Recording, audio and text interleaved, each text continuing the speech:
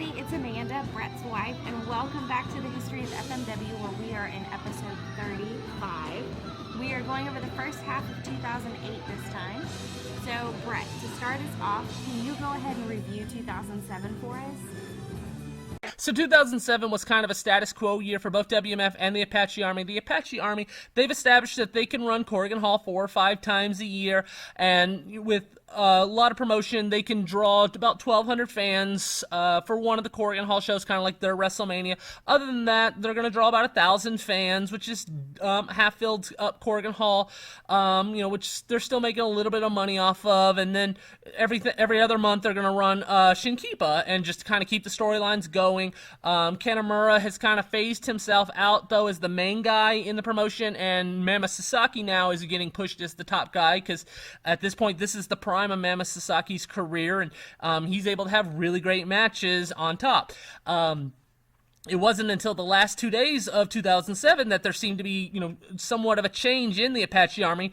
They ran Corrigan Hall on December 30th, and they did not do well at all, but there was no real promotion for the show either. The lineup wasn't very good. It might as well have been held at Shinkiba, and they only announced 500 fans, and it was even less than that in actuality.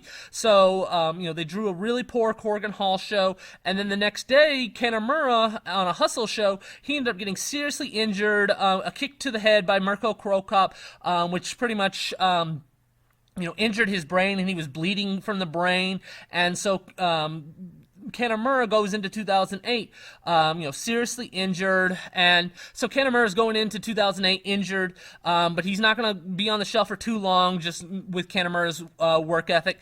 And then WMF, they've been pretty much the same since 2004, after they lost their sponsors, where, it's Mr. Gannosuke just promoting the shows once a month. They're small shows in Shinkiba, and, they're never going to be able to run Corrigan Hall again or anything like that. It's just Mr. Gannosuke keeping the promotion going, these small indie guys, so they can have jobs, pretty much. And but again, this 2008 is going to be a very eventful year for both the Apache Army and WMF. Lockup would hold its first show of the year on January 13th at Corrigan Hall with a cage death match between the Apache Army and New Japan's GBH group. Can you go over that for us? So this is going to be a cage match pitting the Indies guys going up against the Majors guys. So the Indies guys are Kanemura, Shadow WX, Masao Orihara, and Takashi Sasaki. So, Apache Army, Big Japan, the smaller promotions, going up against the New Japan team of Tomohiro Ishii, Toji Makabe, Jado, and Gedo. And all the wrestlers rush into the ring, and they begin brawling outside the cage to start the match. Orihara and Ishii, they begin to go at it, with Orihara kicking Ishii low, and then Kanemura would end up grabbing a pair of scissors, and he began stabbing Ishii with them. Then Shadow WX would begin headbutting the bloody Ishii before kicking him low. And then Kanemura would end up coming in and charging at Ishii, but Ishii would end up picking him up and slamming him. And then Ishii and Jado would end up getting Takashi Sasaki in the corner, and they begin chopping him. But Ishii would end up charging at Sasaki with a lariat, and he would end up missing it, and Sasaki would end up hitting a DDT on him. Both Kanemura and Shadow WX, they would end up locking up Toji Makabe and Gedo to the cage. So WX handcuffs Gedo to the cage, and Kanemura handcuffs Makabe to the cage. And then they would end up setting Ishii on a table, with Kanemura climbing to the top of the cage and delivering a dive off the cage, sending Ishii through the table. And then Orihara would then wrap a chain around Jado's neck, while Kanemura would continue to punch Ishii. Kanemura would then begin punching Ishii in the forehead, when Makabe would be able to get himself free from that being handcuffed to the cage, and so Makabe frees himself and ends up lariating Kanemura, and then Kanemura would try to escape the cage, but Ishii would end up grabbing Kanemura and hitting a brain buster off the cage for the win. Ishii then gets on the mic and states that he has earned himself a WEW title shot now that he's pinned the Apache Army boss. And then Kanemura gets upset hearing that and shoves Ishii, and both sides began brawling until Mammoth Sasaki would end up coming into the ring, and Sasaki would agree to a match with Ishii for the next lockup show on February 24th at Corrigan Hall. The Apache Army would hold their first show of the year on January 14th at Shinkiba, with Mammoth Sasaki defending the WEW title against Tetsuhiro Kuroda. What happened during that match? So before the WEW title match between Mammoth Sasaki and Tetsuhiro Kuroda even begins, Tomohiro Ishii attacks Kuroda backstage and brings him out, throws Kuroda into the turnbuckle, and throws Kuroda in the ring, and Ishii begins beating on him when Mammoth Sasaki would end up running to the ring and making the save for Kuroda, clearing Ishii out of the ring. Kuroda's all bloody and beaten from Ishii, but Kuroda still wants to have a match with Mammoth Sasaki. Mammoth Sasaki not thinking that Kuroda is fit to have a match with him now that, Ishii's been attacking him. Well, Kuroda would begin slapping Mammoth in the chest, and the referee would just ring the bell. Kuroda wants the match still, regardless. So Mammoth would end up kicking Kuroda down, and Tetsuhiro Kuroda would end up coming back and hitting Mammoth with a lariat. But Mammoth would end up coming back with a lariat of his own, and then hit the 29 years old on Kuroda, but Kuroda would be able to kick out. Kuroda would then try for another lariat, but Mammoth would end up ducking it, and Mammoth would try to suplex Kuroda, but Kuroda would end up reversing it and hitting a German suplex on Mammoth. Mammoth would then begin headbutting Kuroda, but Kuroda would end up coming back with a lariat on Mammoth and covering Mammoth, with Mammoth kicking out at one and getting up right away and hitting an awesome bomb, followed by a running awesome bomb on Kuroda, and then finally finishing him off with another 29 years old. So Mammoth gets the win over Kuroda to defend the WEW title when Ishii comes right out, hits the ring right away, and begins attacking Mammoth and hits a lariat on him, with Ishii and Mammoth beginning to brawl when Daisuke Sekimoto would hit the ring and hit a German suplex on Tomohiro Ishii from behind, and then Sekimoto would then challenge for Mammoth's title at the Big Japan Corrigan Hall show coming up on February 9th. So Mammoth will now defend the WEW title twice in February against both Ishii and Daisuke Sekimoto. WMF held their first show of the year on January 14th in Osaka, with the WMF guys continuing their feud with the KHM group. What happened on that show? So this is going to be at the Osaka World Hall Pavilion, which is a similar sized building to Shinkiba. It looks a lot nicer, though. On this show, it's Mr. Gannosuke, Hideki Osaka, and Leatherface, the KHM team, going up against Soldier, Kinjo Takai, and Kamui, the WMF team. Mr. Gannosuke early on would end up hitting a super powerbomb on Kamui. Leatherface then would put Kamui in a scorpion deathlock in the most un-Leatherface spot I've ever seen. I've never seen a Leatherface gimmick do a submission hold. It just doesn't look right. Hideki Osaka would try to hit a powerbomb on Kamui, but Kamui would end up reversing it and hitting a Hurricane Rana on Osaka. Kamui then would try to hit a Phoenix Splash on Leatherface, but he would end up barely grazing Leatherface's head, so the spot would end up being a screw-up. And then eventually Kamui would end up hitting a Firebird 450 Splash on Leatherface for the win. So again, this is just another WMF show. Instead of being in Shinkiba, it's in Osaka, but it's just kind of the standard WMF show.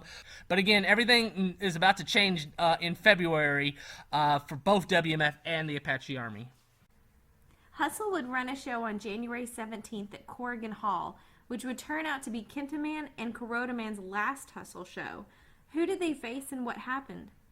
So this is going to be the first match back for Kanemura in Hustle. So he returns as Kenta Man and teams up with Kuroda Man, and they go up against the Great Sasuke and Banzai Chi, who is a 5'6", 140-pound female wrestler. And Kanemura would deliver a Hurricane Rana to Chi and then deliver a kick to her back. Kuroda and Sasuke would get tagged in, and Kuroda would take Sasuke into the crowd and hit a DDT on him, hit his running lariat through the aisle, but at the same time, Chi would be smashing Kenta Man's head into a table on the outside.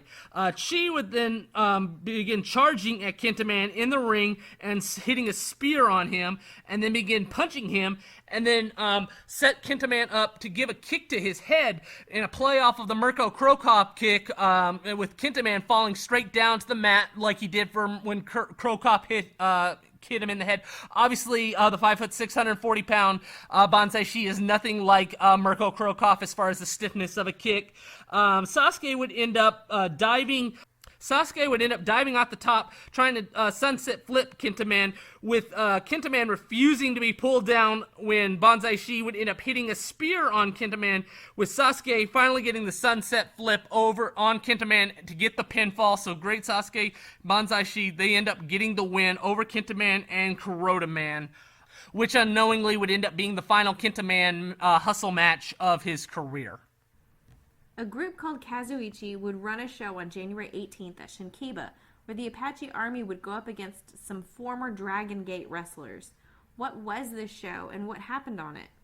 So this is going to be an Apache Army versus El Dorado interpromotional match. El Dorado was a promotion pretty much consisting of Ultimo Dragon students from the Toryumon dojo that were not working for Dragon Gate. And so on this show, it's going to be Kanemura, Tetsuhiro Kuroda, and Jintaro going up against Toru Owashi, Kagetora, and Shingo. Kanemura and Owashi would square off first, Owashi being probably the biggest star on his team. Eventually, Shingo would end up getting tagged in, and Kanemura would end up going after him with a chair and chops, and then Jintaro would end up hitting Shingo with a flapjack, and Kanemura would end up hitting a senton with Jintaro coming off the top with a diving elbow drop to get the win over Shingo. So the Apache Army team gets the win over the El Dorado team. Toru Owashi and Kanemura would end up teasing a singles match afterwards, before all of them would end up making nice, and they would all end up doing the Team No Respect dance to end the show. Obviously, this feud would get cut off and never actually end up ever happening. Kentaro Kanemura would end up doing something horrible on January 20th at the Chiba Bluefield. Can you go over all the details of what occurred on the day and what immediately happened afterwards? So this day would begin 8 a.m. for the Big Japan wrestlers. They would be out making food with the Kaintai Dojo wrestlers to sell to the fans at 8:30 a.m. At the Chiba Bluefield. The Chiba Bluefield is Kaintai Dojo's home building. And on this day, Kaintai Dojo and Big Japan, they're both going to hold shows on this day. And so Big Japan's going to have an early show as a result. And so they're asking all the wrestlers to come in pretty early in the much earlier than usual. And so Kanemura ends up arriving. Well, Kanemura's been out drinking all night. He's still drunk on sake. And so Kanemura shows up into the locker room, still drunk. I'm going to guess that he intended to be sobered up by the time the show actually started. But Kanemura's also not going to be really in a noteworthy match. It's just going to be a nothing throwaway undercard match that he's scheduled for. So he knows he probably knows he doesn't need to go all out anyway. Well, Kanemura's hanging out backstage with his friends, the Big Japan wrestlers, when a female Big Japan staffer shows up. She works for the sending out newsletter emails to the Big Japan fan club. So she's backstage when Kanemura decides to go up to her in front of all the guys, and he starts groping her, starts rubbing her vagina over her pants and whispering dirty things into her ear. And this is to get a laugh. This is what Kanemura does. This wasn't the first time Kanemura has done this. This is what he thinks is funny. And also kind of, his type of perversion. And so he's doing this to get a laugh out of everybody, and she gets really upset by this. So she ends up walking out, and, Kanemura doesn't think anything of it. He just did it to make a laugh, and, like I said, there's definitely some definitely a perverted side to Kanemura. And so he doesn't think anything of it. He goes to the ring. He teams up with Yusaku Obata, his, young boy student. And they go up against Jintaro and Toshihiro Tsuyoshi. And again, it's a throwaway match. Kanemura ends up defeating Tsuyoshi and ends up thinking nothing about what happened earlier.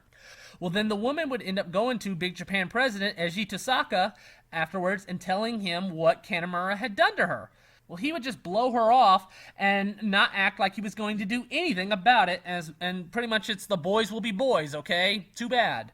Well, she would end up, then she would threaten to go public about what Kanemura had done to her, with Tosaka telling her that that's not going to be good for anybody if she goes public. Just leave it alone, forget about it, it was no big deal. If you go public, it's going to affect your life. It's going to affect us. It's not, nobody wins. So, just leave it be, okay? So she ends up leaving this meeting really upset over what the Big Japan president is not willing to do, not side with her at all over the fact that she was pretty much, sexually assaulted by Kanemura, getting groped and embarrassed and humiliated in front of other wrestlers on top of it. Mammoth Sasaki would defend his WEW title once again on February 9th at Corrigan Hall at Big Japan against Daisuke Sakimoto. Can you go over the match and what it resulted for Mammoth Sasaki? Yeah, so Mammoth Sasaki and Daisuke Sekimoto, they had a rivalry in 2006 in the Apache Army promotion. They had a series of matches with both of them trading wins. Well, now it's 2 years later, and both guys have kind of risen up the ladder in both promotions. Mammoth now is the WEW champion. Sekimoto now is one of the top guys in Big Japan and has a reputation now as a great worker. Both of them, they end up charging right at each other at the start of the match, and they begin going at it with one another. They begin exchanging lariats to each other, trying to knock the other one down. Sekimoto would eventually hit a German suplex on Mammoth, with Mammoth leaving the ring, and then Sekimoto would end up going after him and hitting a tope on Mammoth outside the ring. They would begin striking each other to the outside until Sekimoto would end up throwing Mammoth into the seats, with Mammoth getting up right away and going after Sekimoto and hitting a lariat on him, followed by hitting a running lariat off the apron to the outside on Sekimoto. And then they would get back in the ring and begin chopping the hell out of each other. They would exchange hard lariats to one another again, with Mammoth managing to hit Sekimoto with one. But they would exchange hard lariats again, with Mammoth managing to hit Sekimoto with one, but they would both end up falling down to the mat afterwards. Mammoth would end up getting up and hitting a powerbomb on Sekimoto. And then they would both get up and go back to their corners and charge at each other again. Mammoth would then try to hit the 29 years old on Sekimoto, but Sekimoto would manage to escape and chop block Mammoth's leg and then deliver a deadlift suplex on Mammoth. Mammoth would then try for another 29 years old again, and this time he would hit it successfully, but Sekimoto would spring up right away and hit a German suplex on Mammoth, and both would end up getting up but then falling down afterwards. They would then get up and begin exchanging clotheslines again, with Sekimoto charging at Mammoth, but Mammoth shoulder tackling Sekimoto, followed by Mammoth hitting a lariat, and then would hit another 29 years old for the win over Sekimoto. So Mammoth gets the win. He successfully defends the WEW title against Sekimoto. Mammoth afterwards would help Sekimoto up, and the two would hug afterwards. And this was a great match. Mammoth now is getting a reputation finally as a great worker. He had that great death match against Jun Kasai back in October at Corrigan Hall, and now he's having an awesome strong style match against Sekimoto. So Mammoth now, there is some type of draw to him, and now it's like, hey, when you see Mammoth and having a WWE title match, you're going to see a great match no matter what type of style it's going to be. The public at this point still doesn't know about what Kanemura did weeks earlier in Chiba, so he works an Apache Army show on February 11th at Shinkiba.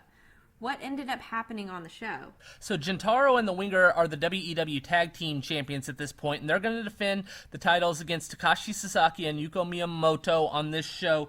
Gentaro and Sasaki would shake hands before the match, but before they would even tie up, Gentaro would attack Miyamoto, and he would take him into the crowd, and he would end up knocking Miyamoto down the bleachers of Shinkiba. Sasaki and the Winger would go at it, with Sasaki hitting a tornado DDT and giving a right kick to the Winger's head.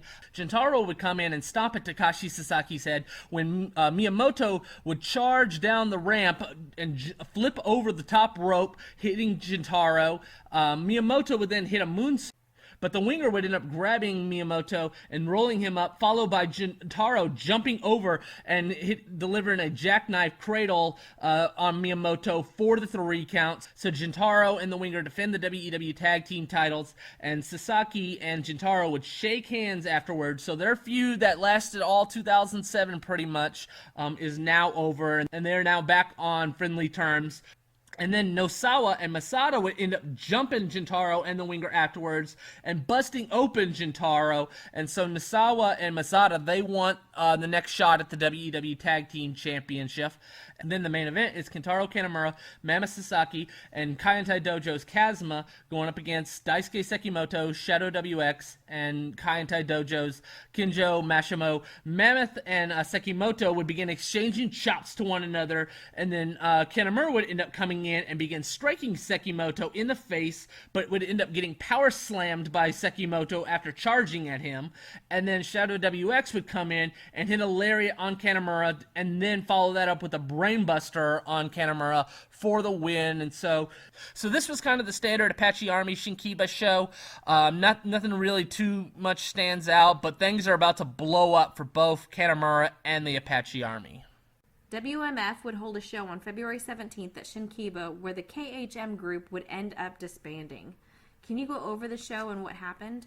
So the opening match to this show would be Mr. Gannosuke and teaming up with Yasu Urano going up against Minio Fujita and Hideki Osaka. So it's KHM versus KHM. Well, Mr. Gannosuke would end up coming in and hitting a very bad-looking super powerbomb on Fujita. And then Gannosuke would eventually hit a powerbomb on Fujita, but as soon as he hits that, the 20-minute time limit would expire. Afterwards, the group would all declare that they were going to be ending, so there would be no more KHM. Gannosuke and Osaka would end up announcing that they were leaving WMF, so that they were not going to be wrestling anymore. It's going to be a total focus on the youth movements. So Gannosuke and Osaka, who at this point are 15-year plus veterans, they're not going to be on the shows anymore. It's going to just be about the younger wrestlers. And then the main event is going to be WMF teaming up with Kaientai Dojo, going up against WMF and Kaientai Dojo, and Soldier and Yuji Hino take on Joe and Kamui. And Kamui would go to the top, but Hino would end up knocking him off and into Soldier's arms, and then he would hit the Styles Clash on Kamui, and then Hino would end up picking up Kamui, and Hino's a lot smaller at this point than he would become. He would end up just tossing Kamui around like a rag doll, and then hitting a powerbomb on him for the win. And so Hino and Soldier get the win. So WMF right now, like I said, is going to be completely focused on the youth movement. The whole promotion is going to be just based around Soldier, Kamui, and Minio Fujita. There's not going to be any real storylines or heels in the promotion. It's just literally going to be just to show off the young wrestlers here going forward. Yeah, so the female staffer, she would end up sending out an email to the Big Japan fan club telling everyone what Kanemura had done to her, about how he had harassed her. And, she had just gotten to the point where she didn't trust Tosaka to do anything about it, and Tosaka had no intent on doing anything about it, and so she took things in her own hand, and so she sends that out, and Tosaka finds out about that, and he ends up bad-mouthing her.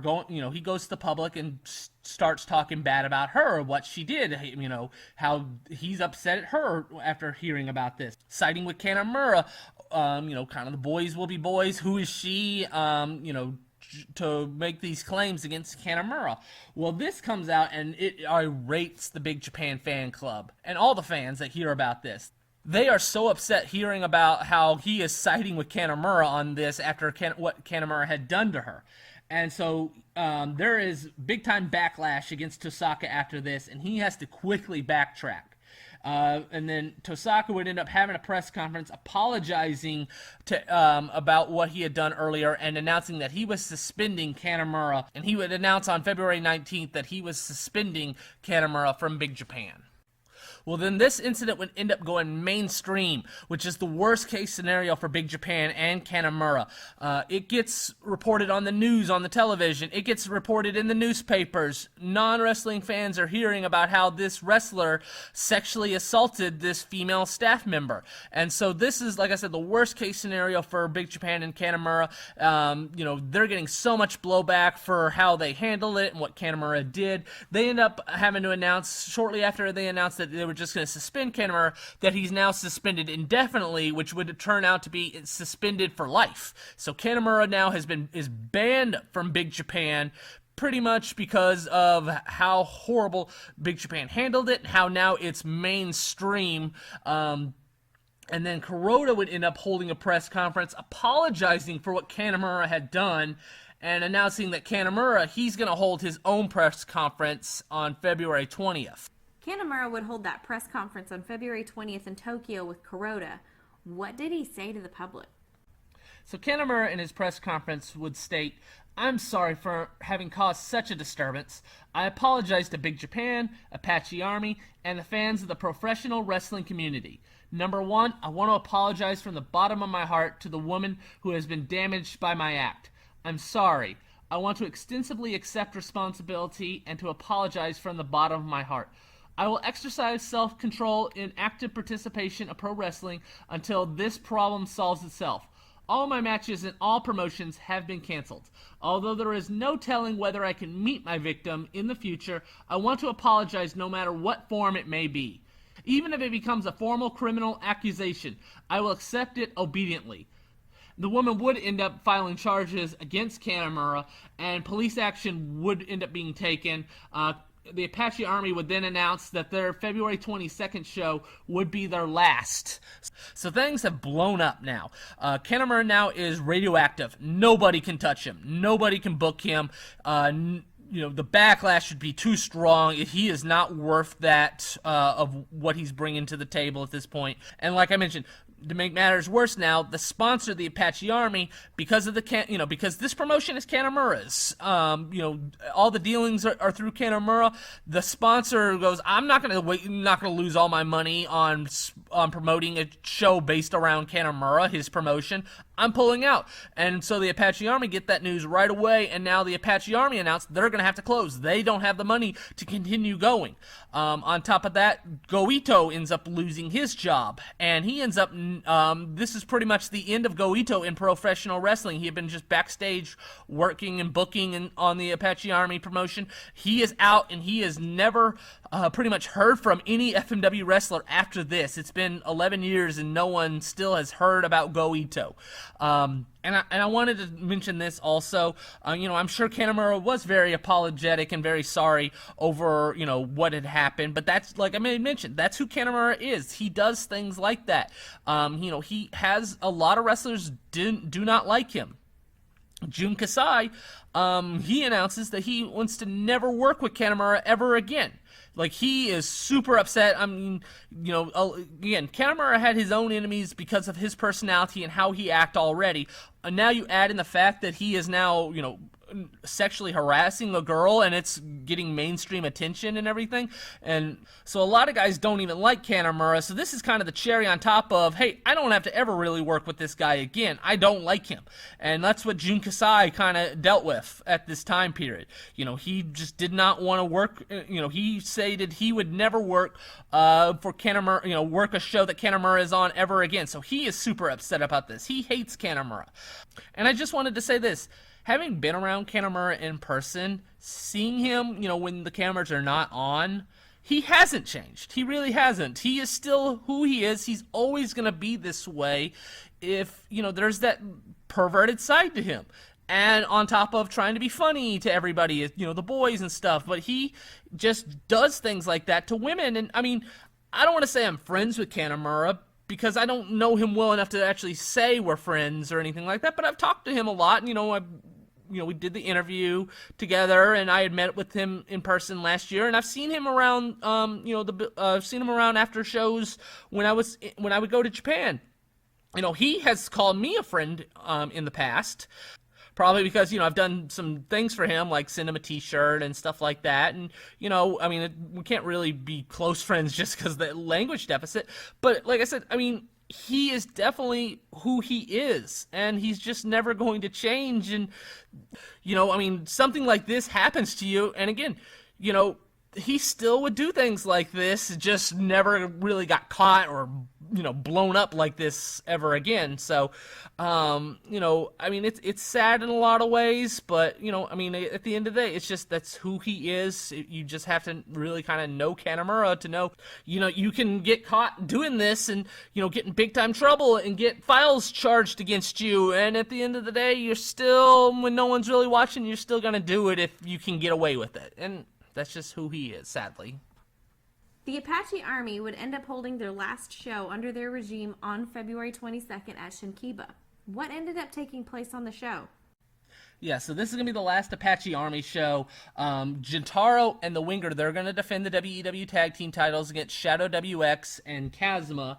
WX would end up hitting a jawbreaker on Jintaro, and then Shadow WX would end up hitting a brainbuster on the Winger, and then Shadow WX would end up hitting a lariat on the Winger, but the time limit would end up expiring before he could pin the Winger, and so it ends up going to a 30-minute time limit draw with Jintaro and the Winger defending the tag team titles once again without actually getting the win. And then the main event is going to be Mammoth Sasaki, Masato Tanaka, and Tetsuhiro Kuroda going up against Taka Michinoku, Daisuke Sekimoto, and Yusaku Obata. And Kuroda and Obata, they would end up going at it with chop, with Obata delivering a dropkick to Kuroda's head. Tanaka would end up getting tagged in, and he would hit a frog splash on Obata, but Obata would manage to kick out, and then Mammoth Sasaki would come in, and Obata would knock him off his feet before tagging Takashi Sasaki in, who would go right for a kick to the head, but Mammoth would end up catching Sasaki's kick and picking him up for a spider bomb, followed by Mammoth hitting a 29 years old on Takashi Sasaki to get the win. Kuroda then would get on the mic and state that he was heartbroken over the Apache Army closing down, his home promotion, and he would get very upset over this. Mammoth would then get on the mic and apologize to everybody over everything that's happened.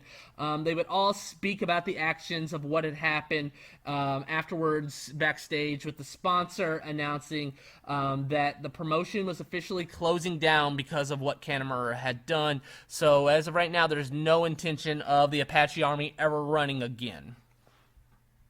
Can you go over what happened on the lockup show on February 24th at Corrigan Hall? So the main event of this show is going to be Mammoth Sasaki defending the WEW title against Tomohiro Ishii. Ishii had earned this shot back in November, defeating Sekimoto, and is finally now getting a shot at the title. Mammoth would end up holding up his Apache Army jacket before the match to show respect to the promotion, after having just closed down 2 days earlier. Mammoth and Ishii would end up exchanging chops and strikes to one another to start the match. They would begin exchanging headbutts then afterwards. Mammoth would end up shoulder blocking Ishii and sending him out to the ring, and would end up diving off the apron with the clothesline onto Ishii. They would end up going back into the ring and exchanging chops again, with Ishii getting control and then hitting a brainbuster off the top rope and on Mammoth, and then trying to hit a power bomb, but Mammoth would end up flipping him over, and then Mammoth would try for the 29 years old, with Ishii managing to pick him up instead and hitting the 29 years old on Mammoth instead. Ishii would then end up hitting a German suplex. Mammoth would end up getting up first and then trying to hit the 29 years old on Ishii, but Ishii would manage to escape and then begin striking Mammoth. But then Mammoth would grab Ishii and hit a choke slam on him, with Ishii now getting up first and hitting Mammoth with a lariat. Then Ishii would end up trying for a brainbuster off the top, but Mammoth would end up choke slamming Ishii off the top turnbuckle instead, and then Mammoth would hit the 29 years old, followed by a lariat, and then another 29 years old on Ishii for the win. So this is another awesome match between the two, and again, Mammoth now has successfully defended his WEW title again in another great match, and so again, Mammoth is getting this reputation as like this Haas worker, the style he's wrestling, he can wrestle any style. He's having these strong style matches with Ishii and Sekimoto that are awesome. He's having the death match. He can do anything. So right now is probably the prime of Mammoth's career and the highest his reputation has ever been as far as a top level worker. So things are going great right now for Mammoth, other than his home promotion closing down because of a sexual harassment scandal. Kanemura would hold another press conference on March 11th in Tokyo. What would come out during this press conference? So Kanemura would announce that back on March 2nd, 9 days earlier, he had settled out of court with the woman to avoid going to trial for sexual harassment. This would lead to Kanemura getting the chance to talk to the woman, where he would describe it as a reconciliation between the two. And, it's just one of those things where she just wants it all over with. She doesn't want to be going to trial and dealing with, the media attention. And, Kanemura just wants this all to go away. And so, like I said, she accepted accepted the settlement that Kanemura had given her.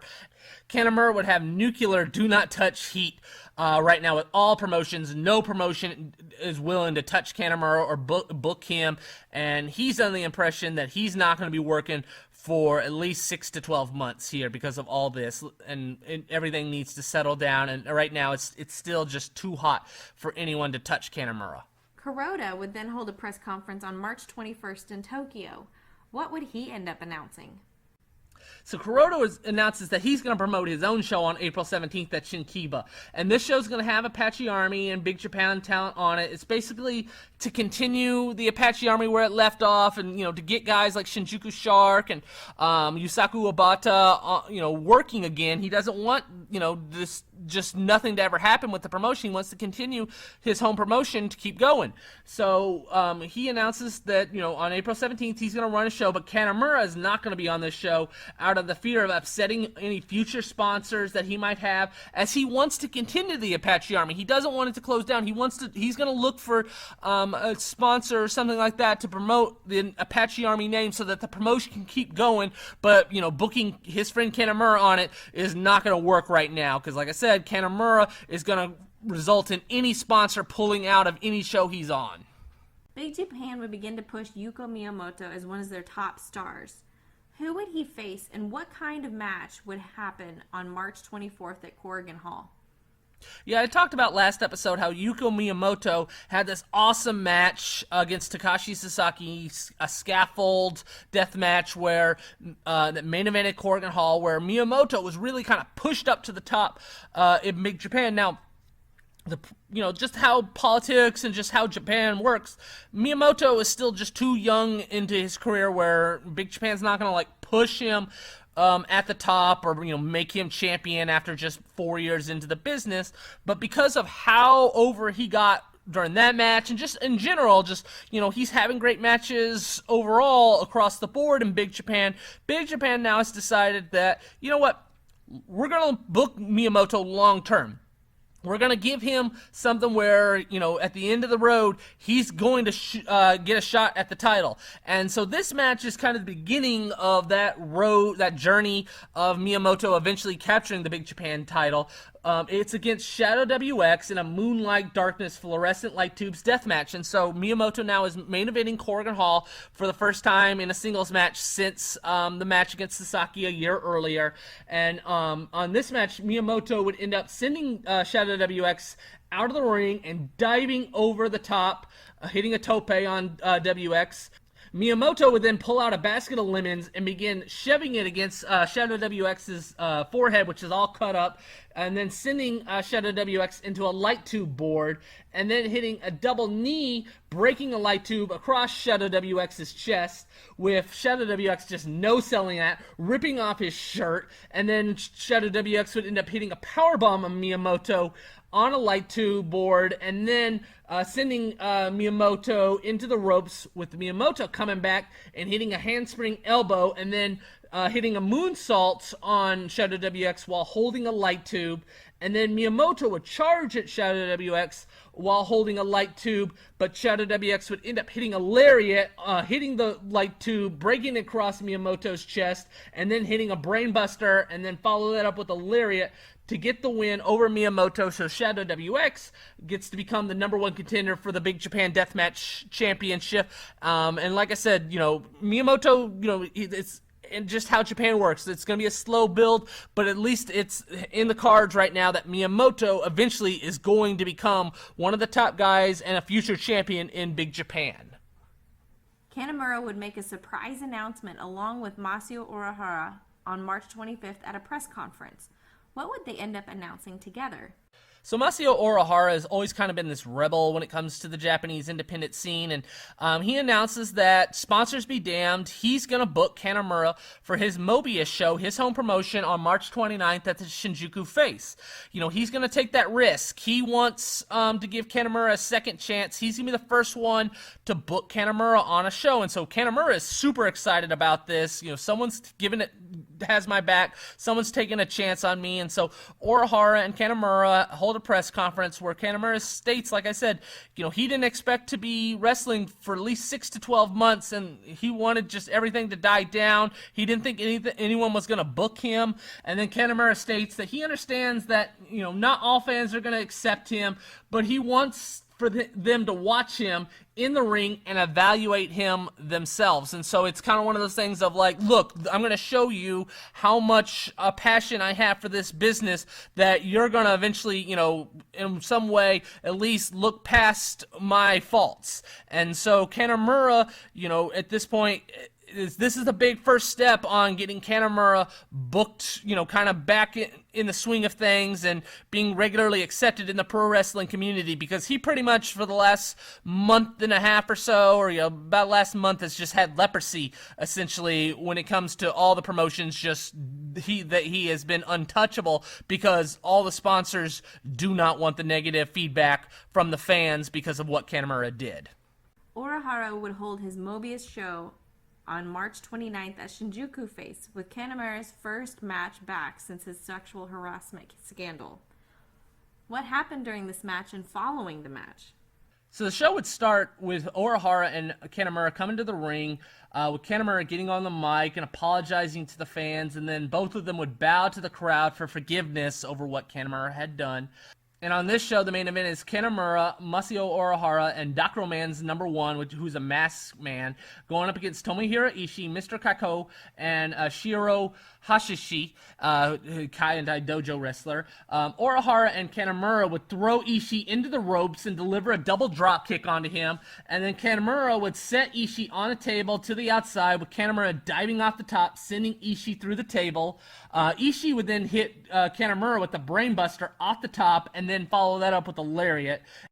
Orihara would end up kicking Asashi low and delivering a spider German suplex, followed by Kanemura hitting a senton, and then Orihara hitting a moonsault on Asashi for the win. And so this was actually for the apex of triangle tag team titles, Mobius's 6-man tag team titles in the promotion.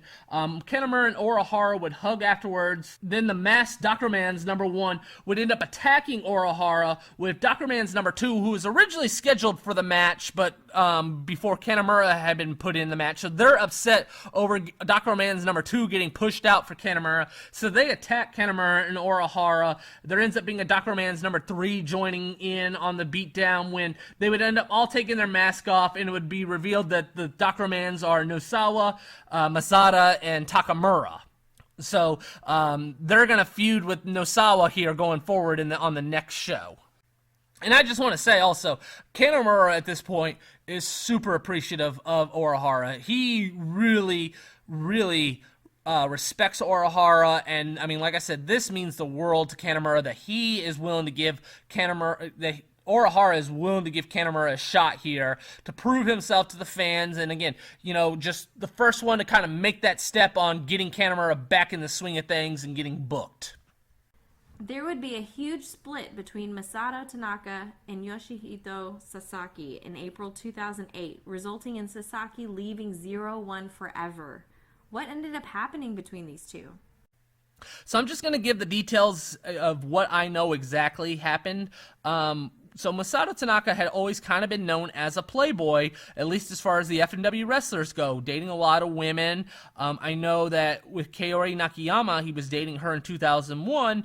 He ended up cheating on her, and that's why they broke up. I don't know the exact details as far as this relationship that he was in 2008, but he is seeing a woman, and they end up breaking up, and Yoshihito Sasaki begins secretly dating her. Now, again, I don't know if Sasaki was dating her before her and Tanaka broke up, but Sasaki is now dating a woman that Masato Tanaka had been dating, or was dating at the time, but Sasaki doesn't know that Masato Tanaka knows this, that he's dating his either ex or current girlfriend.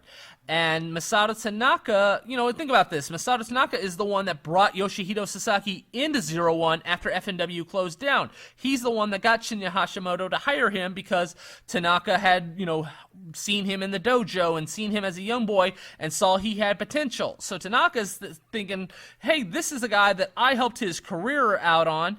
And, and then Tanaka finds out he's dating my girlfriend, or he's, dating a girl that I have dated not too long. Either she, like I said, either she left Tanaka for Sasaki, or I don't know the exact details, but Yoshihito Sasaki and her are secretly dating, and Masato Tanaka has found out, and Sasaki doesn't know about that. So this then results in Masato Tanaka calling up Yoshihito Sasaki in the middle of the night, or late at night, and going, hey, let's go spar at the 0-1 dojo. Come meet me at the 0-1 dojo, and let's train some. I want some training in, tonight. And, Sasaki being the young boy, still, a disciple of Masato Tanaka, the guy that got him his job, he can't say no. Like, okay, I'll be over. Give me a couple minutes, I'll get dressed, and I'll be over there. So Yoshihito Sasaki meets up with Masato Tanaka at the 0-1 dojo, and they go into the dojo and turn the lights on, and there's the entire 0-1 roster. And Sasaki is like, what's going on? And the entire 0-1 roster is pro Tanaka after Tanaka has told them what Yoshihito Sasaki had done to Masato Tanaka, dating his girl secretly. Again, whether it was his ex or his current girlfriend, I don't know. But Yoshihito Sasaki is now with all the 0-1 wrestlers at the time, and they all begin to beat the crap out of Sasaki. They all just take him down and just beat the shit out of him. Just leave him laying. He's bloody. He's beaten. Stomping, punching, just all-on assault on Yoshihito Sasaki. And it's pretty much, you do not do this to one of your own. You do not take the woman that your friend, that one of the wrestlers was dating, that's, unacceptable, and you got what you deserve. And so Yoshihito Sasaki ends up leaving 0-1, is kicked out of 0-1, beaten, bloodied, and just, thrown up to the curb pretty much by 0-1. His injuries were so bad that he'd end up taking a couple months off to recover because of just what, again, and I don't know the exact details as far as who was there. Again, I was just told the 0-1 roster at the time in 2008 were there to help Tanaka out do this attack. And so Sasaki would be out of action, like I said, for about 6 months or so before he would land on his feet and find a job with Big Japan, where essentially he would have to start all over. At this point, he was 8 years into his career, and Big Japan would have him pretty much start over from the beginning, having to go to their dojo, train as if he was a newbie, as a young boy, essentially. And, I was in Japan in 2009, and, I saw Yoshihito Sasaki doing young boy duties, all the responsibilities, all the, beginning dojo guys were doing. So Yoshihito Sasaki had to start over from the beginning with Big Japan, after 8 years, because of what he did, getting in a relationship with a girl that had dated Masato Tanaka. And as far as I know to this day, Yoshihito Sasaki now is married, he has kids, and he's out of the business. But as far as I know, him and Masato Tanaka never spoke again after, because of all this that happened. Kuroda would promote his own show on April 17th at Shinkiba. Can you go over what happened on the show? So Gentaro and the Winger would end up defending their WEW Tag Team titles against Nosawa and Mazada, based off the feud that had started in February before the Apache Army had closed down. Gentaro and the Winger would attack Nosawa and Masada right from the start. Nosawa and Mazada would end up taking advantage with Nosawa busting open Gentaro, and then Gentaro would end up coming back and hitting a net breaker on Nosawa and tagging in the Winger, who would hit a flying drop kick on Masada. But as he would go to the top rope for a flying drop kick, Nosawa would end up grabbing the Winger's leg, and Masada would end up suplexing him, and then Nosawa would eventually come up from the behind on the Winger and kick him, allowing Masada to roll up the Winger for a jackknife cradle to win the WEW Tag Team titles. So again, this is to kind of continue the Apache Army storylines, even though this is not the actual Apache Army promotion. And then the main event, it's Tetsuhiro Kuroda, Masao Orihara, and Shinjuku Shark going up against Mammoth Sasaki, Daisuke Sekimoto, and Katsumasa Inoue, who's a big Japan wrestler. Shinjuku Shark would begin punching Mammoth Sasaki in the face, but would charge at Mammoth and get knocked down by how powerful Mammoth Sasaki was. Mammoth would then end up charging at Shinjuku Shark, with Shinjuku Shark moving out of the way, and then Shinjuku Shark would end up jumping off the top and hitting a swinging DDT on Mammoth. Shinjuku Shark would end up tagging in Tetsuhiro Kuroda, who would begin clotheslining everyone until Mammoth and Daisuke Sekimoto would both grab him and lift up Kuroda, but Kuroda would end up coming down with a really ugly-looking DDT on both Sekimoto and Mammoth.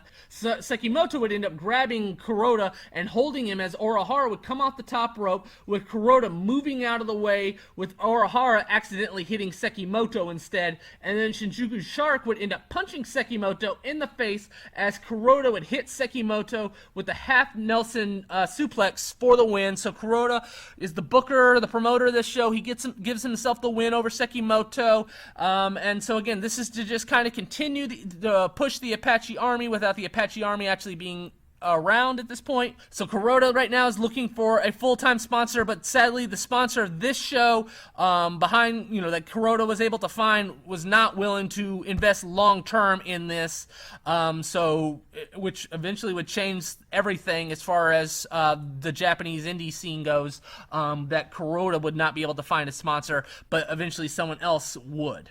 Mr. Gannosuke would promote his own show on May 1st at Shinkiba and make a big announcement afterwards. What happened on the show and what was his announcement? So this would be Mr. Gannosuke's first promoted show since November 2007, so it's pretty much been 6 months since he's promoted his last show. He books a WMF dojo match between Yuko Miyamoto and Kamui. Kamui's wearing green tights for the first time in this match. Miyamoto would end up working on Kamui's knee during the match before eventually making him tap out to an ankle lock. Not really much to this match. Gannosuke would end up booking Mr. Pogo for this show, but he would go back to his alternate gimmick, King Pogo, that he had used in FMW, so he has different theme music, he has different face masks. This was his gimmick that he had done back in '95 against Onita, and he's going to take on Survival Tobita, the Saitama Pro Wrestling comedy wrestler. They brawl outside Shinkiba for just a second, but then Pogo would end up heading back into the ring, and he would begin cutting open Tobita, and then he would take his sickle and begin stabbing Tobita in the stomach with it and slicing across his forehead. Tobita would end up fighting back and charging at Pogo, with Pogo blowing a fireball that would end up right in Tobita's face. So this is a nasty looking spot of just how close the fireball was blown in Tobita's face. Pogo would end up wrapping the chain around Tobita and then throwing him over the top rope, and the referee would end up stopping the match to give the win to Mr. Pogo. Afterwards, Tobita would go after Pogo, and they would end up brawling to the outside before Pogo would head out to the locker room outside Shinkiba to get away from Tobita. The semi-main event is Gran Hamada versus Minio Fujita. Hamada would keep the match to the mat the whole time, grabbing Fujita and eventually placing him in a Fujiwara armbar to get the win. There's really nothing to this match at all. Like I said, it's grounded and on the mat the entire time. The main event is Mr. Gannosuke and Yasu Ureno going up against Takashi Sasaki and Mammoth Sasaki. So it's going to be both Apache Army guys, Takashi Sasaki and Mammoth Sasaki getting booked for this show. Takashi Sasaki's first time getting booked on a Gannosuke show.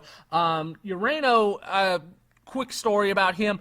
I haven't really talked about him too much. So he, besides being in WMF, he actually had wrestled in the FMW at the very end. He had started up in Kaitai Dojo, and Taka Michinoku had asked for him to go to the FMW dojo and train there. And so Ureno had trained with Soldier and Happy Akeda and Garuda and, lived with them, while Mammoth Sasaki was pretty much the housekeeper of the dojo. And Mammoth Sasaki would torture Yasu Ureno.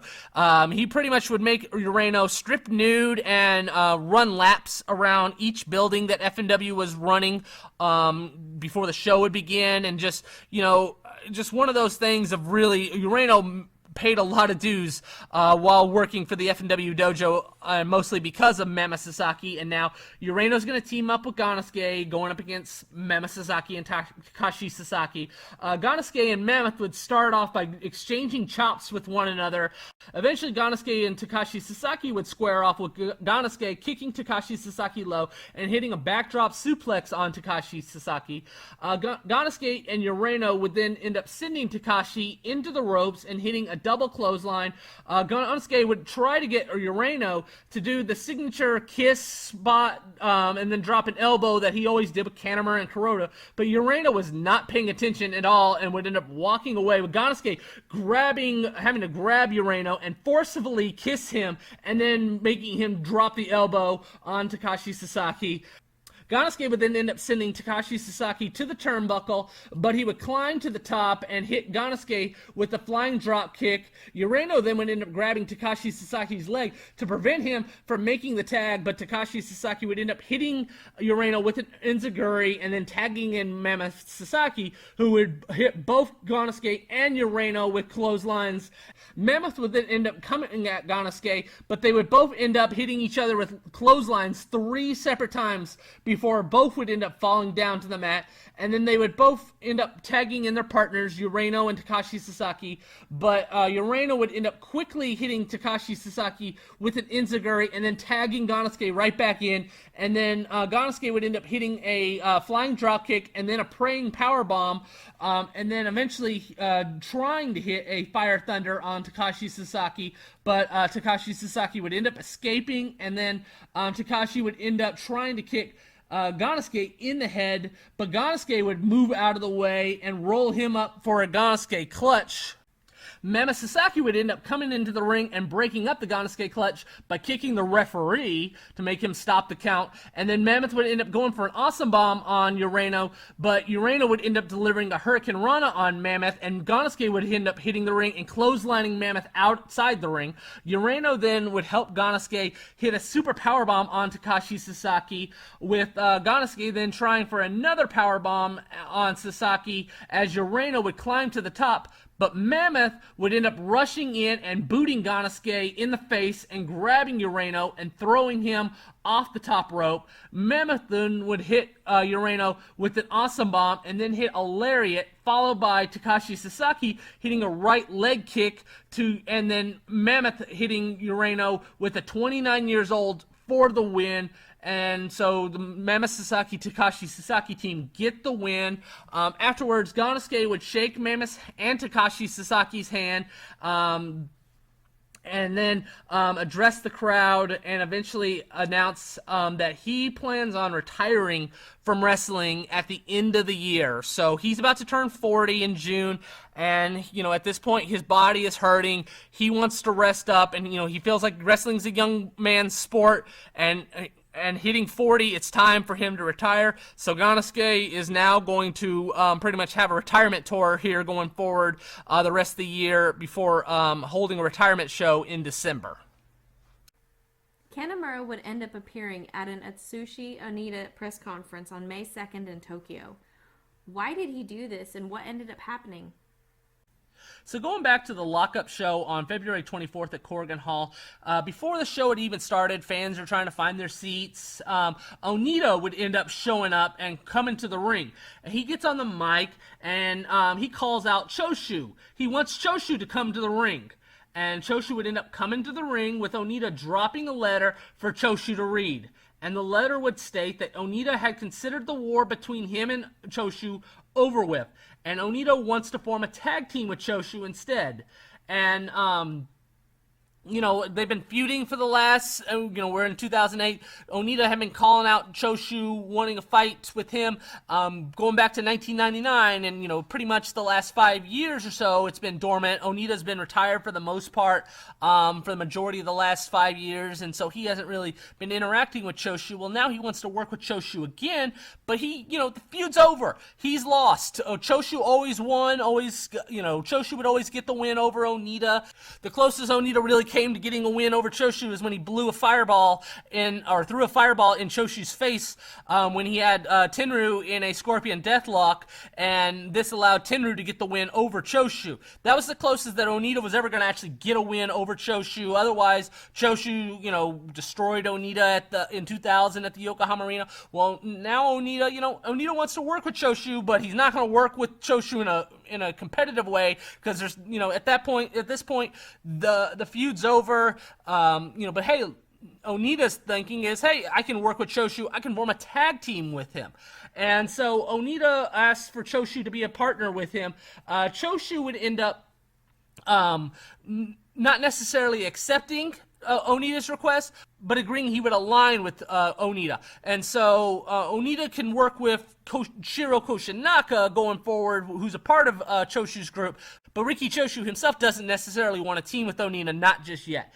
Onita then would be asked by the media about Kanemura and the whole sexual harassment incident, with Onita telling the media that he thought Kanemura was a disgrace and an embarrassment to pro wrestling with what he had done. Kanemura would end up reading about this in the paper, reading Onita's words, and would get really upset about this, that it would come from Onita of all people. Onita then holds a press conference on May 2nd where he's announcing that he's now aligned with Riki Choshu, and he's going to team up with Shiro Koshinaka at the next lockup show. Well, Kanemura, wearing a Tweety Bird t-shirt, ends up attending this press conference and sitting right next to Onita. Onita would state that he stand by his comments that he made about Kanemura in the paper. Kanemura then gets up and grabs Onita and tells Onita, you have no room to talk about anything. You have your demons as well. The whole, he's had 30 mistresses and all the women he's slept with, and, everything that Onita has done. Pretty much Kanemura is saying you can't throw rocks inside a glass house, essentially. Onita then gets really upset and would end up slapping Kanemura in the chest, and then Onita would make the challenge to Kanemura to find a partner to go up against him and Shiro Koshinaka at the next lockup show. So Kanemura now, again, with Orihara booking him for the Mobius show, Kanemura now is no longer untouchable. Still not, a lot of sponsors don't want him on the show, but Riki Choshu has convinced his sponsors that Kanemura is okay to book, so Kanemura is going to be on this next show. He needs to find a partner. He's going to take on Onita and Koshinaka at the next lockup show. Orihara would promote another Mobius show on May 8th at Shinjuku Face with Kanemura on the show. Can you go over the main event of the show? So on this show, it's going to be Kanemura, Masao Orihara, and Dick Togo defending the Apex of six-man tag team titles against Nosawa, Masada, and Takamura after they had attacked the Kanemura Orihara team back in March. Kanemura would end up sending Masada through a table early on in the match to the outside, and then Kanemura would eventually get busted open, and Nosawa would begin punching that cut, resulting in blood dripping all down Kanemura's face. Eventually, Takamura would charge at Kanemura, who would catch Takamura's arm and deliver a DDT, followed by Orihara hitting a spider bomb on Masada, and then Orihara would end up hitting a moonsault on Masada for the win to successfully defend the Apex of Triangle six-man tag team titles, when the Dockermans and another masked tag team would end up attacking Kanemura and Orihara. So obviously this is a different set of guys wearing the Dockerman's mask than the previous March show where it was Nosawa and Masada and Takamura. But I don't have any information as far as Kanemura and Orihara defending the Apex of Triangle six-man tag titles again for the rest of the year. Takashi Sasaki would hold a press conference with a big announcement on May 10th. What did he end up announcing to everyone? Yes, so Takashi Sasaki announced that he has found a new sponsor that is willing to restart up the Apache Army. So the Apache Army is going to start back up as a promotion starting on June 13th at the Shinkiba First Ring. Both Kuroda and Sasaki were looking for sponsors long-term for the promotion. Kuroda had found a sponsor just for one show, but it wasn't willing to do long-term. Sasaki has found a long-term sponsor, so Sasaki is going to be the president of this new Apache Army promotion. And Takashi Sasaki also announces that he's going to challenge Mammoth Sasaki for the WEW title on the June 13th show. As well as they're going to change logos, so instead of a A with a war bonnet, it's going to be a skeleton with a war bonnet instead. 666 would hold a show on May 11th at Shinkiba. What ended up happening on this show? So the main event of the show is Minya Fujita and Yuki Sato taking on Shinobu and Makoto Oishi in a very sexual comedy match. And Fujita, a lot of the wrestlers knew it. He hit on a lot of the wrestlers. A lot of people think Vegeta's gay. He is actually polysexual, meaning that he is interested in males, females, transgenders. It doesn't matter. He is interested in all types of different people. And again, it's not something that he really got to show off in WMF, but he is, like I said, a very sexual person, and he is okay with everyone knowing about it. But in WMF, he wasn't really able to play that character or anything like that. And in 666, they are a very open as far as what characters you play, and if this is who you are, and if it's a very charismatic gimmick, then do it. And so, this is a way for Fujita to kind of, let everyone know, he is, like I said, a very sexual person. I actually hung out with Fujita at a bar one night for several hours, and he's an awesome person to hang out with, but, he hit on me nonstop, and, that's just who he is. Like I said, he is someone that is very sexual, and he is very, aggressive and very, he is not shy on when it comes to hitting on somebody.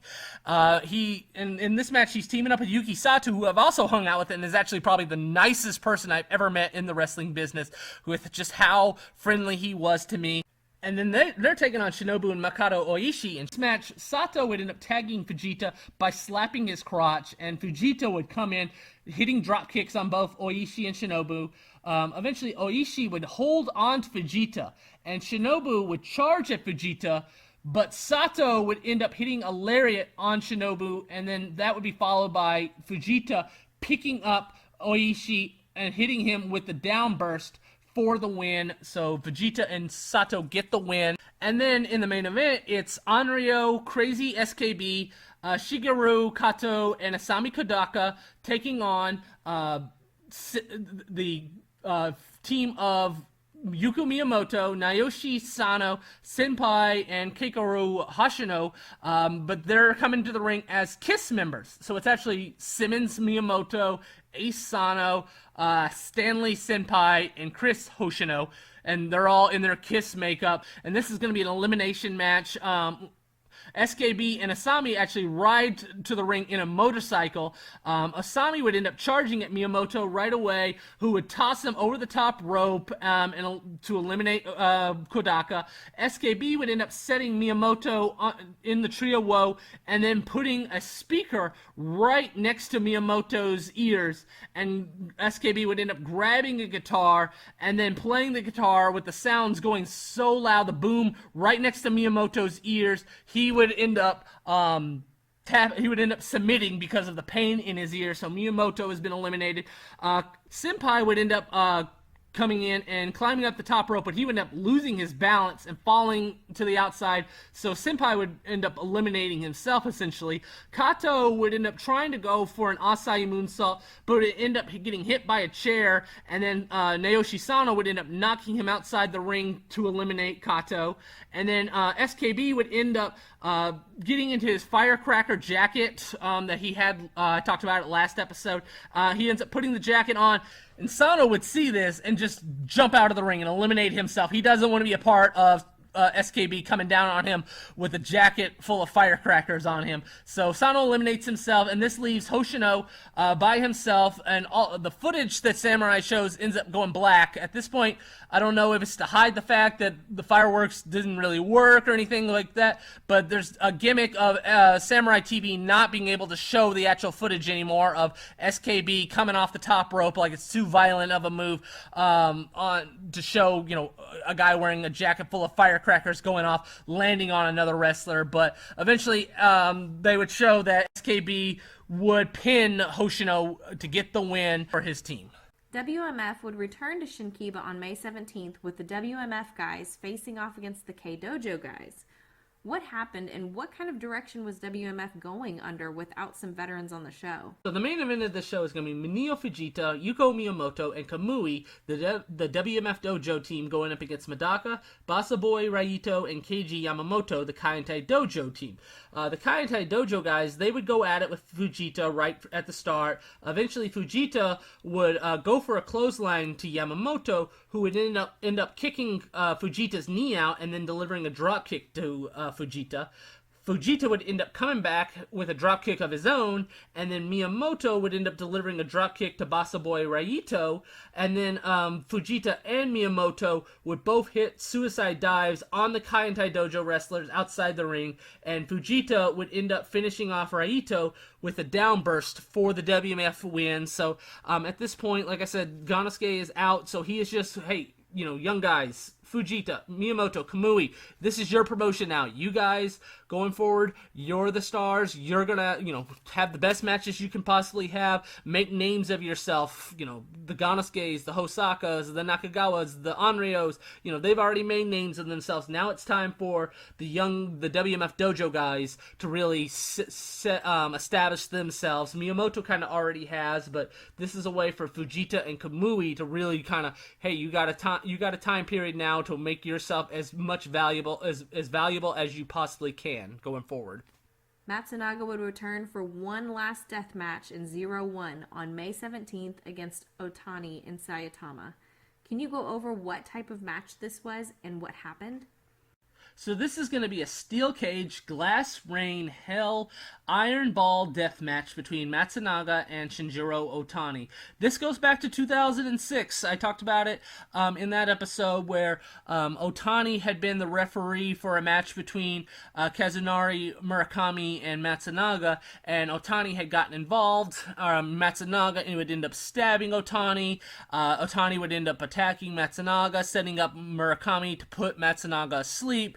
And so we're about 18 months later, and now Matsunaga and Otani, they're going to have a death match. So this is going to be a conclusion 18 months later to the Matsunaga-Otani feud, and this is also going to be Matsunaga's final death match he has announced. So he's not retiring, but this is going to be the last death match. He's considering himself graduating from the death match after this.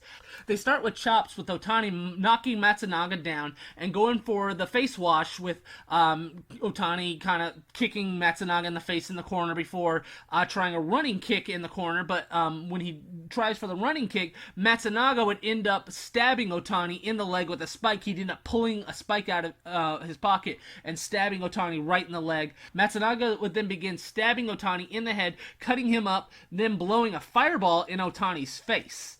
Matsunaga, knowing he has the time now that Otani has had the fireball thrown in his face, he ends up exiting the cage, and he goes over to an SUV that's at ringside. The SUV was used to, bring certain specific items to the ring, from outside into the building, and so they left the SUV there next to the in the ringside area next to the cage. And Matsunaga would end up going to it and grabbing a sledgehammer from the SUV and breaking one of the sections of the cage that had a glass board, with the glass hitting Otani in the face after Matsunaga would break it with the sledgehammer. Matsunaga then would take a spike board and place salt on it, and he would then climb a ladder and pull out a bag and set the bag on fire and place it on top of the cage. So now there's just this bag that's on fire on top of this glass cage, pretty much. And by the time Matsunaga would end up climbing down the ladder,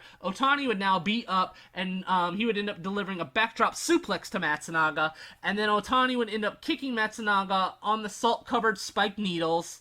There would then be a countdown for an iron ball to come crashing down.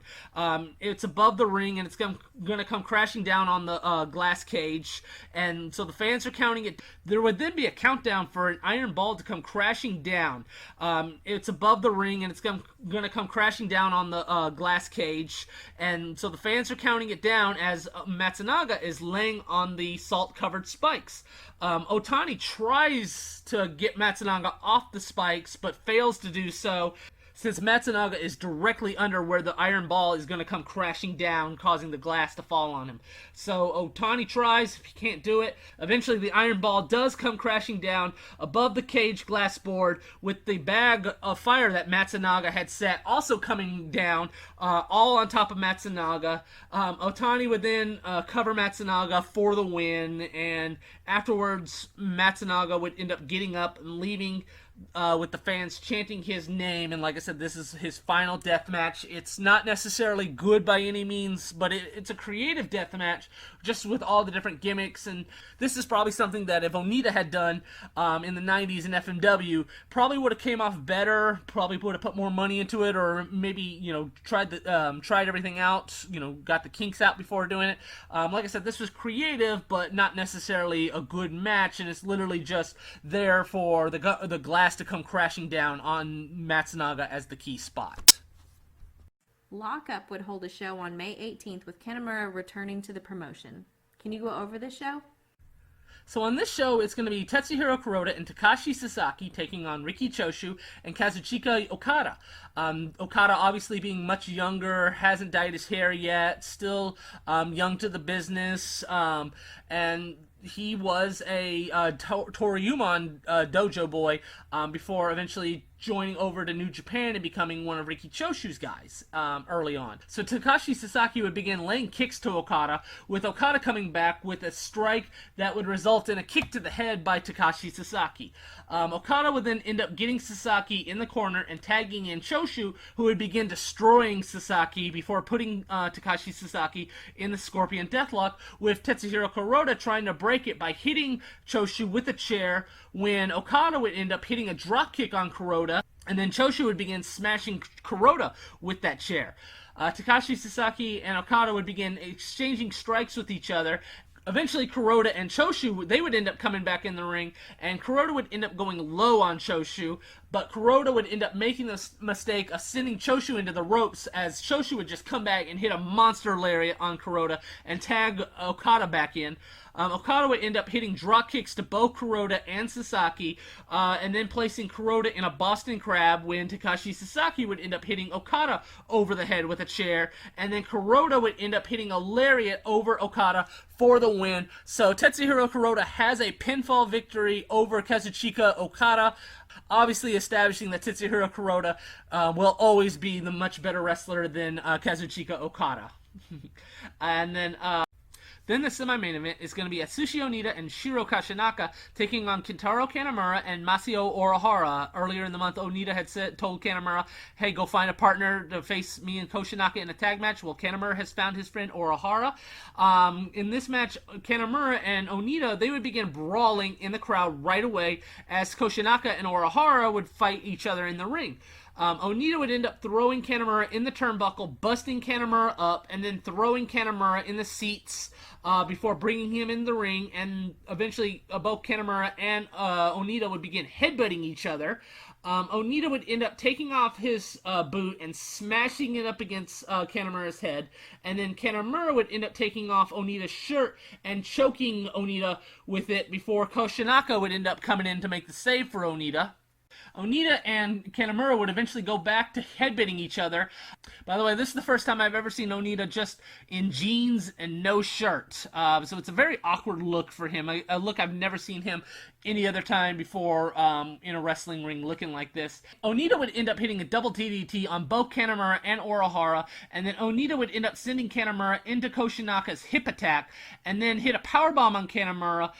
Kanemura would end up coming back and trying to hit Onita with the chair, but Onita would end up kicking him and then smashing the chair over Kanemura's head, then spitting green mist into Kanemura's face with the referee watching, so the referee would DQ Onita right away.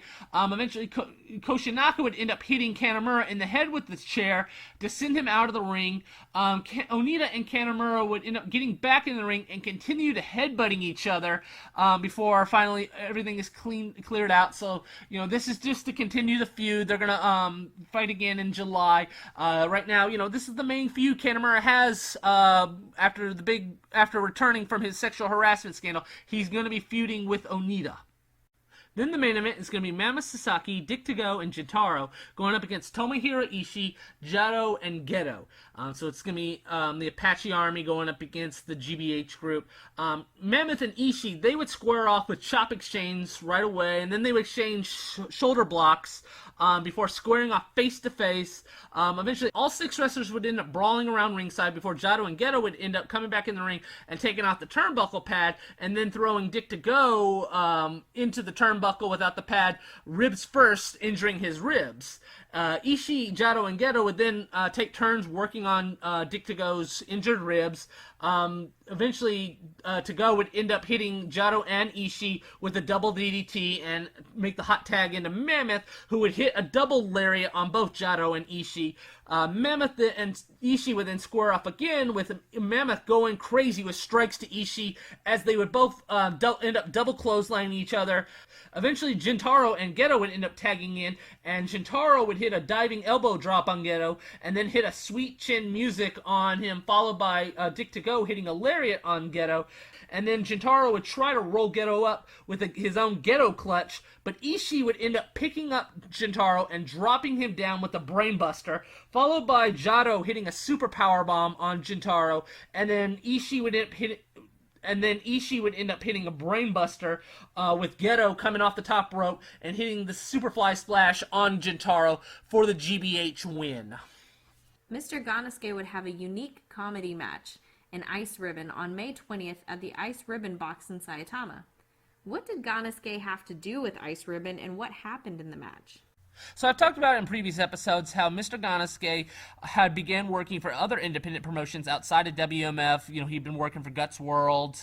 Earlier, he'd been working for Union Pro. Well, now he's going to start working for Ice Ribbon, and especially now that he's no longer working for WMF as far as a wrestler goes, he's just promoting the shows. Now he has time, and he wants to train also. He's no longer training. The WMF dojo having closed down, he is no longer training the men, so now he wants to continue training. So Emi Motokawa, who was a former FMW wrestler, reached out to him, and had just started the Ice Ribbon promotion, which was a very small new promotion. A lot of the girls that were working for the promotion were in the 9, 10, 11 age bracket, so they were very young.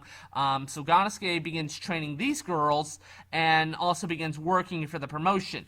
And so on this show, it's going to be Mr. Gannosuke and Masahiro Takanishi, 2 men going up against Emi Sakura and Cherry. Emi Motokawa now going by the name Emi Sakura.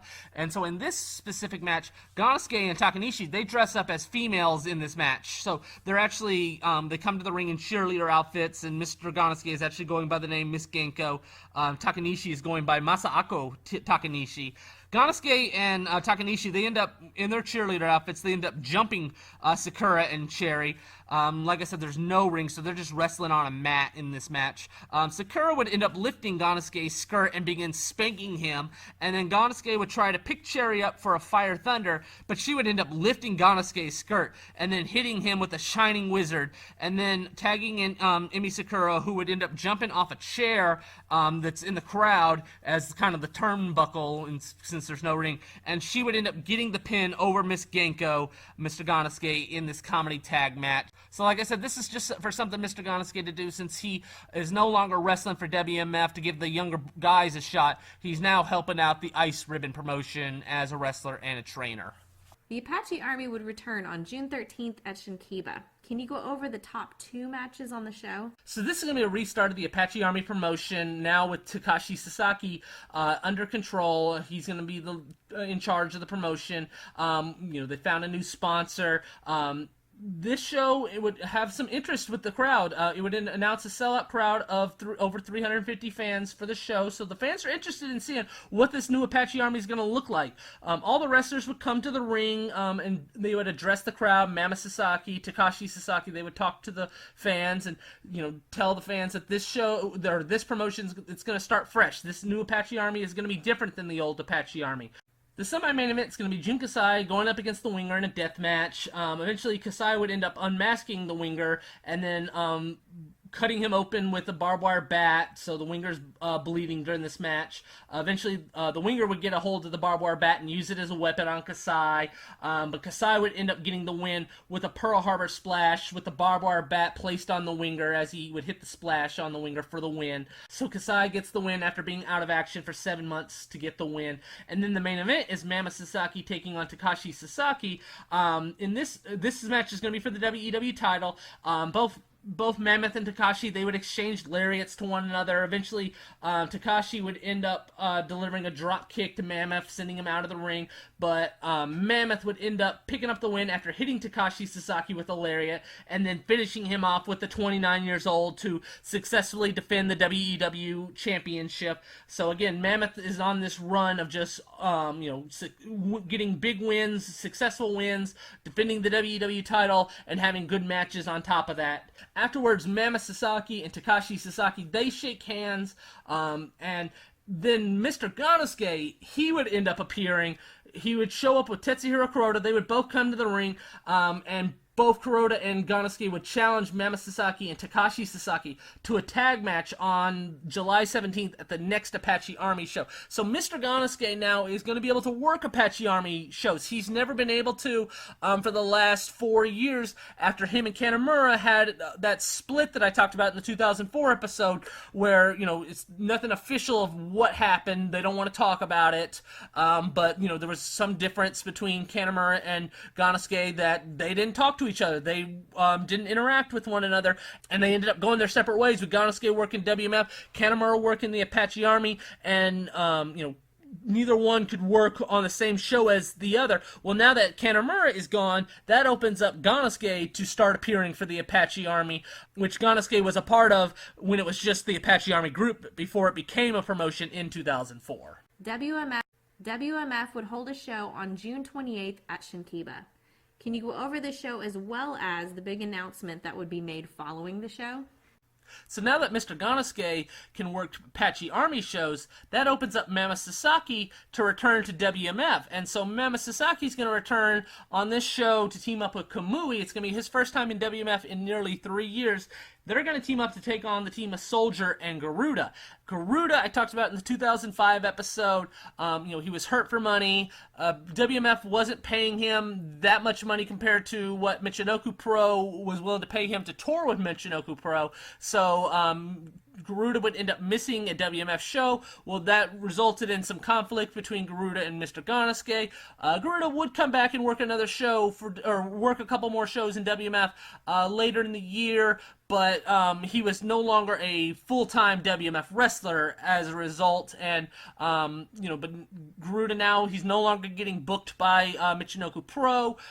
He's just pretty much a freelance worker, and so Gannosuke lets Garuda come back and work this show. Kamui would end up sending Garuda to the outside and then climb to the top and hit a dive on Garuda on the outside. Mammoth would then take Garuda and then throw him into the crowd. And then Mammoth and Garuda would end up making it back in the ring, with Mammoth hitting a chokeslam on Garuda, followed by Kamui hitting a moonsault and covering Garuda, but Soldier would end up making the save for Garuda.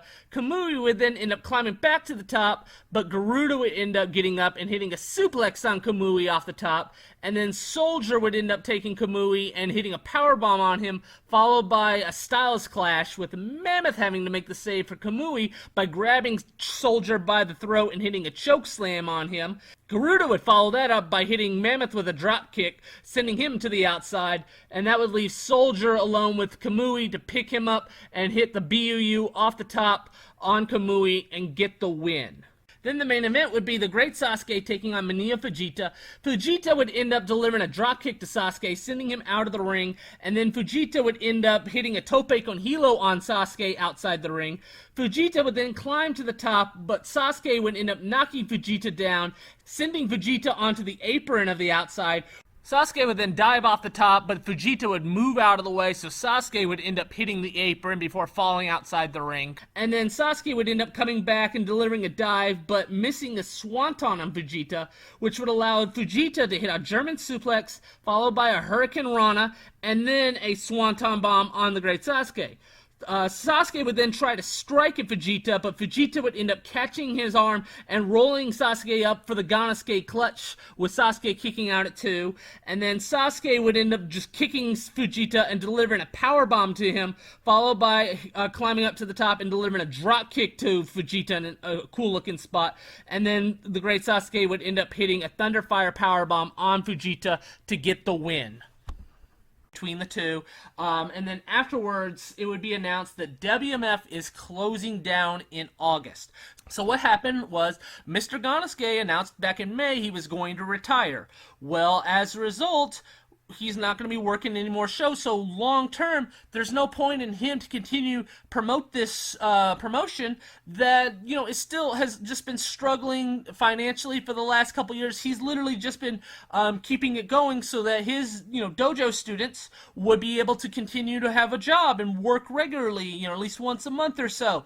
And, you know, so he's going to retire. There's no point in him continuing to continue to promote now that he's no longer going to be active. And, you know, he's kind of moved on. He's working with the Ice Ribbon girls, training them, and, you know, he has different interests. And, you know, at this point, WMF is just it's considered a flop at this point. So, you know, let's just, you know, kind of cut ties now. He's kept it going by himself for the last 3+ years or so. So you might as well just, you know, now that he's going to no longer wrestle, might as well just end it here in August at the 6-year anniversary show.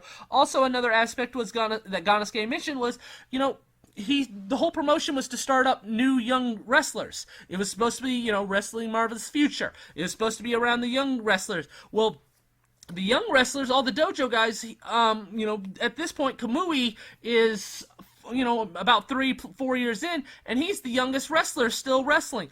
They no longer had a dojo. They lost the dojo when the sponsor pulled out in 2004, and after that, Gannosuke would use the Battle Sphere in Tokyo to train the wrestlers when they lost the dojo. Well, now the Battle Sphere is closed down, and he can't train the wrestlers there, so he doesn't even have an outlet to train you know, young male wrestlers for WMF anymore. And so that's why he ended up moving over to the Ice Ribbon promotion and training there, because he couldn't train the young boys anymore for WMF. So at this point, there's really no reason in keeping this promotion going when the whole purpose of the promotion was to start up and bring in new young guys, when he can't bring in new young guys anymore. Lockup would hold a show on July 12th with Onita and Choshu teaming up for the first time, as well as Mammoth defending the WEW title once again. Can you go over the details of the show? So I talked about it earlier, how Onita wanted to team up with Riki Choshu. He had showed up at a lockup show and left a note saying, you know, hey, the war is over between me and you. I want to form a tag team with you. Well, Riki Choshu had responded and said, you know, I'll side with you, Onita, but I don't trust you enough to team up with you. And so this leads to July 3rd, where Onita would end up showing up at the Riki Choshu dojo and begin working with one of Riki Choshu's students and training and working a traditional style while in the dojo. You know, he's really working hard. He's sweating. He's, you know, doing this traditional style. And it just so happens that Riki Choshu is at his dojo watching from above, seeing Onita actually try to do actual wrestling moves, not shortcut, you know, use hardcore moves or anything like that, actually be a traditional wrestler. And so Choshu sees this and says, okay, I will team up with you, Onita. So a 6-man match between Onita, Riki Choshu, and Shiro Koshinaka against Kentaro Kanemura, Tetsuhiro Kuroda, and Masao Orihara is made for Riki Choshu's lockup promotion on July 12th. And to start this match, Choshu and Koshinaka, they come out together, and Kanemura and Kuroda and Orihara, they attack Choshu and Koshinaka. Choshu and Kanemura, they begin going at it. Kuroda and Orihara, they clear Koshinaka out of the ring, and then all three of them begin attacking Choshu when Onita would rush to the ring, making the save and grabbing Kanemura and tossing him into the crowd. Onita and Kanemura would begin brawling around the crowd before getting back in the ring and exchanging headbutts once again. Kuroda would come in, and Kuroda and Kanemura would double team Onita and deliver a double elbow drop on Onita, and then Choshu would end up coming in and taking out Kuroda and putting Kuroda in the Scorpion Deathlock. with Kanemura coming in the ring and hitting Choshu with a chair to break the submission move. Onita would end up coming in the ring and kicking Kanemura and hitting Kanemura with a chair, followed by Choshu smashing the chair across Kanemura's back. Koshinaka, and now a bloody Kanemura after being hit in the head hit over the head by a chair from Onita. Koshinaka and Kanemura square off, with Koshinaka hitting Kanemura with his hip attack, but Koshinaka would go to powerbomb Kanemura, and Kanemura would end up picking him up and dropping him. Choshu would then come in and hit Kanemura with the Riki Lariat, and then Koshinaka would pick up Kanemura, and Onita would go to spit Blue Mist at Kanemura this time, but Kanemura would end up moving out of the way, and Onita would end up spitting the mist in Koshinaka's face instead. This would allow Kanemura to kick Koshinaka low, and then roll up Koshinaka for the win. So Kanemura gets the win over Koshinaka. Kanemura ends up heading out of the ring and ringing the bell himself, and Koshinaka and Choshu would become very upset with Onita for doing his same old tricks. You know, hey, wait, you were just at the dojo training all these traditional moves, and what are you doing? You're trying to do your blue mist, and you're trying to spit your mist instead, the Onita cheap tricks that you're known for. We wouldn't have teamed up with you if you were going to do things like this. And Onita would just end up walking off. He doesn't want to hear it from Choshu or Koshinaka.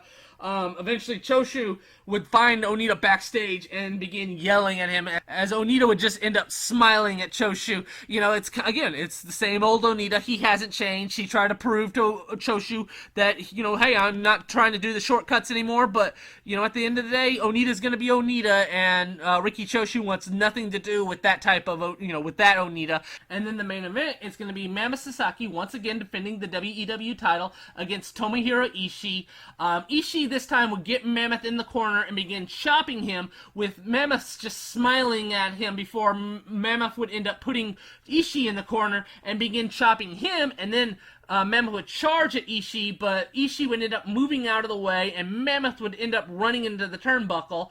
Mammoth and Ishii would then begin headbutting each other, with Mammoth getting the better end, but as Mammoth would end up charging at Ishii, Ishii would end up kicking him in the kidney and sending him outside the ring. Mammoth would end up getting back in the ring and hitting a lariat on Ishii, but Ishii would end up coming back and hitting a brainbuster off the top rope, and then delivering a German suplex to Mammoth.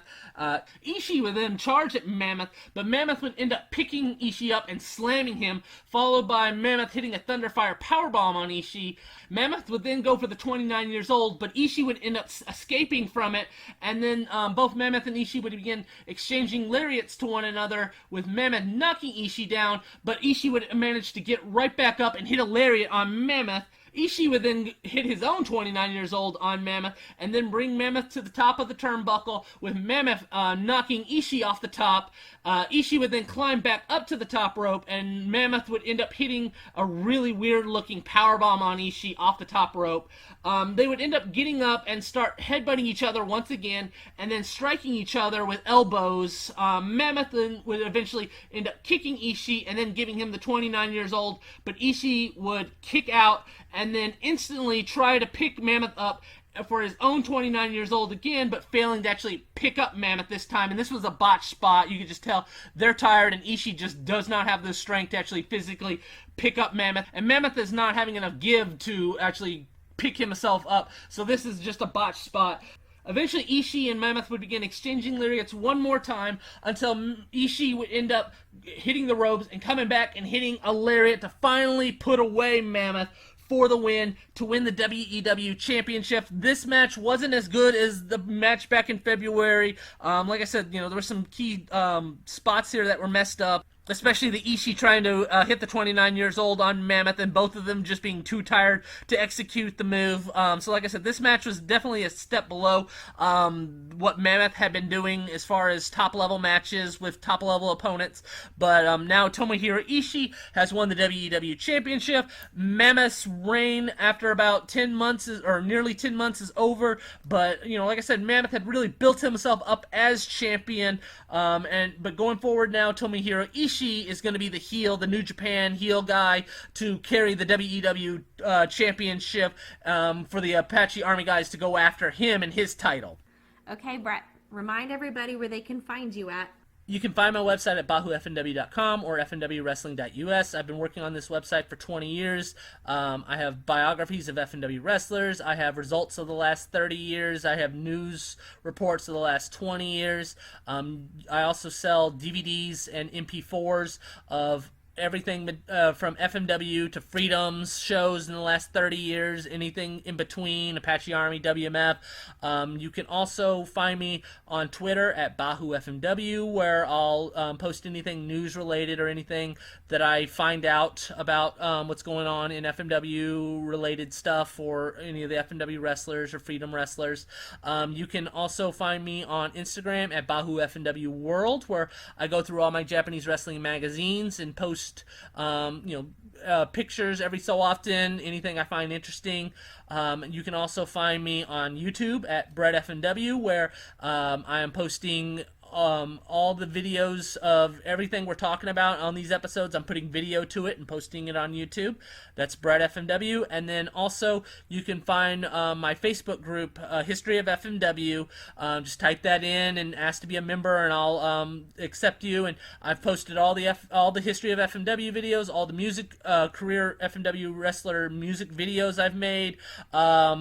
Just anything miscellaneous with having to do with FMW or Freedoms or anything that's interesting, I'll post on there as well. And that's pretty much it. Thank you again, everyone, for joining us. We'll be back next time to go over the second half of the very eventful year of 2008.